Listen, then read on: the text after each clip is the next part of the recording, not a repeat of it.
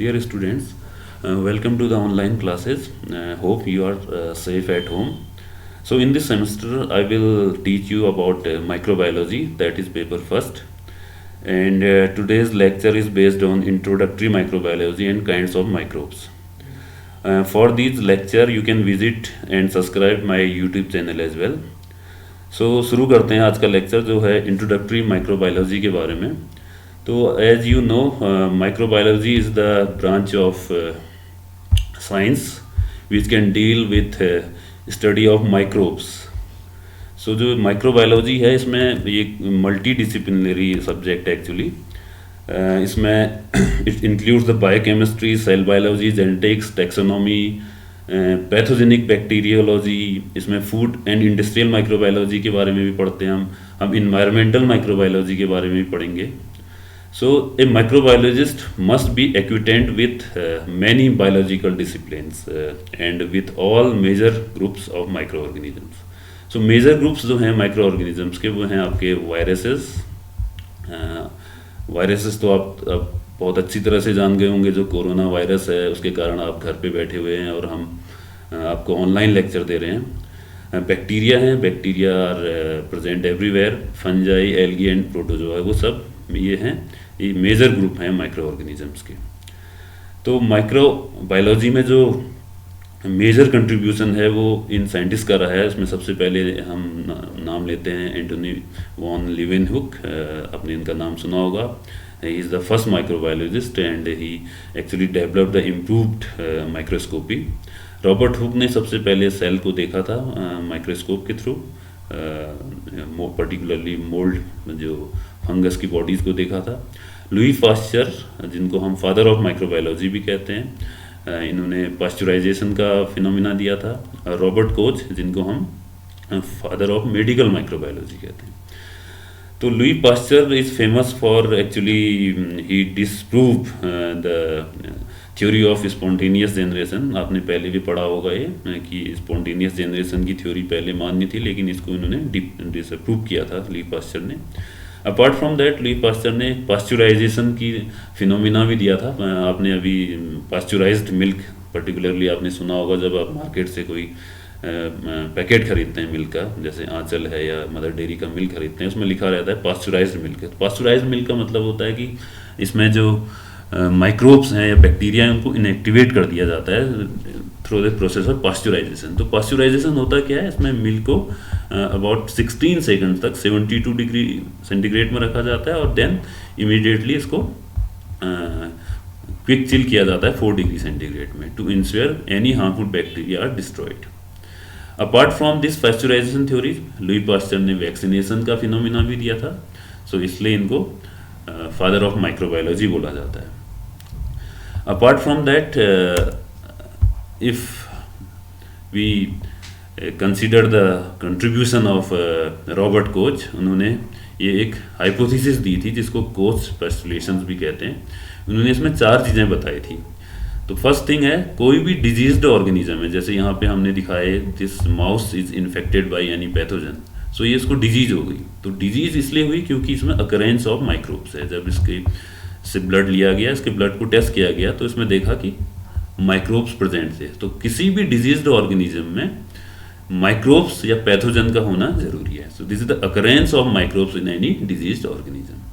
दूसरी चीज इन्होंने जो बताई थी दैट इज माइक्रो ऑर्गेनिज्म और microbes must be isolated from this diseased organism. So यहाँ पे आप देख सकते हैं ये जो ये माउस है ये डिजीज्ड है, तो ये माइक्रोब्स को या पैथोजेनिक स्ट्रेन को हम आइसोलेट कर सकते हैं दिस डिजीज्ड ऑर्गेनिज्म से और उसको लैब कंडीशन में कल्चर कर सकते हैं, यानी कि ग्रो कर सकते हैं in the case of lab condition. तो third is we can culture them in the lab condition and we can also reinfect the same mouse और अनदर माउस. और finally we can reinfect these mouse. तो ये 4 चीज़ें हैं. आपने occurrence means diseased organism में ये किसी भी पैथोजन का होना जरूरी है. उस pathogen, second thing we can isolate the pathogen, third thing we can culture in the lab condition and fourth we can infect them as well as re-isolate them from the diseased organism. तो ये first इधर बीच में आप देख सकते हैं, ये diseased organism की बात है। However when the organism is healthy, यहाँ पे आप देख सकते हैं this mouse is quite healthy, so there is no microbes are present in their body. तो ये इस हाइपोथेसिस के कारण कोच को फादर ऑफ मेडिकल माइक्रोबायोलॉजी कहा जाता है। इन्होंने ही प्रूव किया भी कोई भी डिजीज होती है किसी ऑर्गेनिज्म में तो उसके लिए पैथोजन या माइक्रोब्स रिस्पॉन्सिबल होते हैं। सो माइक्रोब्स हैं क्या एक्चुअली? तो आपने सुना ही होगा microbes are invisible to naked eye, so we can not visualise them without the help of microscope. तो माइक्रोस्कोप की ज़रूरत होती है इनको देखने के लिए। They are present all around, everywhere, so we can say microbes are omnipresent. So they can present inside us, on us, in our food, in our home, in air, wherever you can see microbes are present everywhere. And mostly microbes are useful, but some of them are also harmful. और ये they are vital for life on earth. तो इनके बिना अर्थ में life possible नहीं है क्योंकि microbes are mainly useful. तो ये ह्यूज नंबर में पाए जाते हैं। एक टीस्पून अगर आप अपने गार्डन से या खेत से एक टीस्पून सॉइल लेते हैं तो उसमें लगभग 1 लाख टाइप के माइक्रोब्स पाए जा सकते हैं। और 1 लीटर पानी में 1 बिलियन तक माइक्रोब्स पाए जा सकते हैं। ऑन योर हैंड्स, अगर आप हाथ साफ नहीं करते हैं या सैनिटाइज नहीं करते तो ये आपके सिंगल हैंड में इस दुनिया में जितने लोग हैं उससे भी ज़्यादा माइक्रोब्स पाए जाते हैं। There are so many microbes that scientist have only named 0.5% का ही अभी तक नेमिंग की गई है। Microbes outnumber all other species, means जो माइक्रोब्स की स्पीसीज है वो सबसे ज़्यादा है इस वर्ल्ड में, अदर जितने भी लिविंग ऑर्गेनिज्म उनसे ज़्यादा है। एंड माइक्रोब्स लिव अमंग अस। कैसे? वो हमारे फूड में रहते हैं, वे वेस्ट को क्लीन कर सकते हैं, वो पेस्ट को भी मारते हैं, they can be useful for the making of medicines and also useful in making of leather, soya sauce, चीज, पेपर इंडस्ट्री में भी इनका यूज होता है। वो हमारे बॉडी में डाइजेशन में हेल्पफुल होते हैं। अब बात करते हैं टाइप ऑफ माइक्रोब्स। एक्चुअली जो माइक्रोब के टाइप हैं या उनके नेम हैं उनको पर्टिकुलरली उनके फिजियोलॉजिकल नेचर या उनके न्यूट्रिशनल कैरेक्टरिस्टिक के अकॉर्डिंग हम उनको डिवाइड करते हैं। अगर यहाँ पे देख सकते हैं, अगर कुछ माइक्रोब ऑक्सीजन को यूज करते हैं for their electron transport system तो वो एरोबिक माइक्रोब्स कहलाते हैं। Second are anaerobic microbes, they can not survive in the presence of oxygen, तो ऑक्सीजन के बिना ये सर्वाइव कर सकते हैं तो एनएरोबिक होते हैं। थर्ड है फैकल्टेटिव एनएरोबिक, जनरली ये होते हैं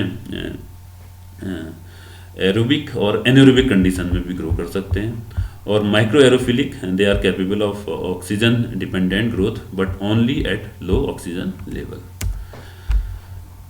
अब अगर हम टेम्परेचर के बेसिस पे उनको उनके टाइप को डिवाइड करें तो वो डिफरेंट टाइप के होते हैं। जैसे साइक्रोफाइल होते हैं। साइक्रोफाइल जो होते हैं उनका जो ऑप्टिमल टेम्परेचर होता है वो 15 डिग्री और लोअर होता है, तो ये 15 डिग्री और उससे कम डिग्री सेंटीग्रेड पे सर्वाइव कर पाते हैं। दूसरा है psychrotrophs, they are capable of growing at 5 degree और बिलो।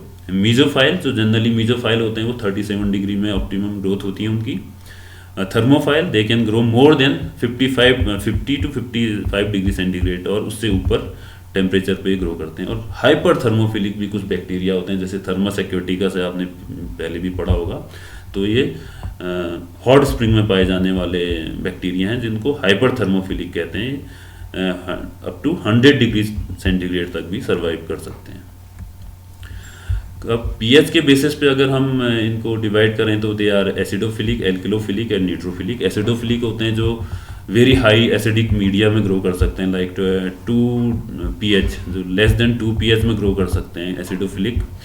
एल्किलोफिलिक यानी कि बेसोफिलिक होते हैं जो हाई pH यानी कि हाईली बेसिक pH में ग्रो कर सकते हैं, दे can grow more than 10 pH।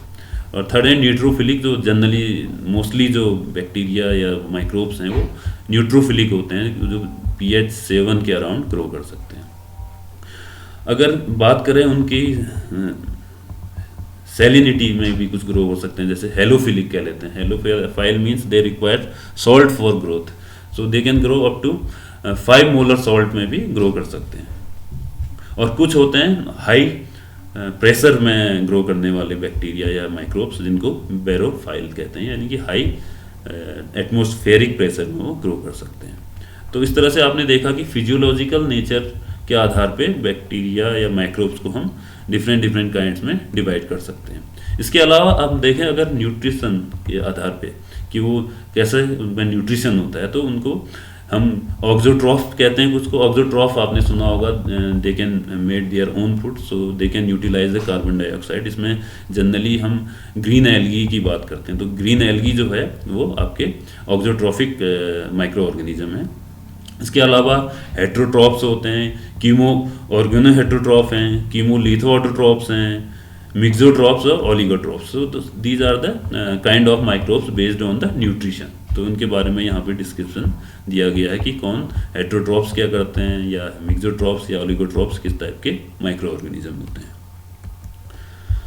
और अगर हम शेप के आधार पे देखें तो माइक्रोब्स जनरली हम जो आपके सिलेबस में है 3 टाइप के माइक्रोब्स के बारे में हम जनरली पढ़ेंगे। बैक्टीरिया, तो बैक्टीरिया आप देखते हैं प्रेजेंट हैं अराउंड, यहाँ पे एक स्ट्रेप बैक्टीरिया का एग्जांपल दिखाया गया है।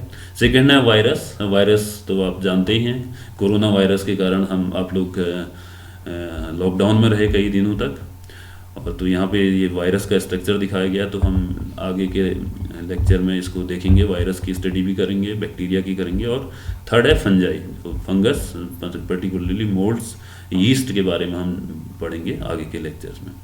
So this is all about introductory microbiology and kind of microbes. Hope you guys have enjoyed the lecture, and please feel free to contact me on my WhatsApp number if you have any query.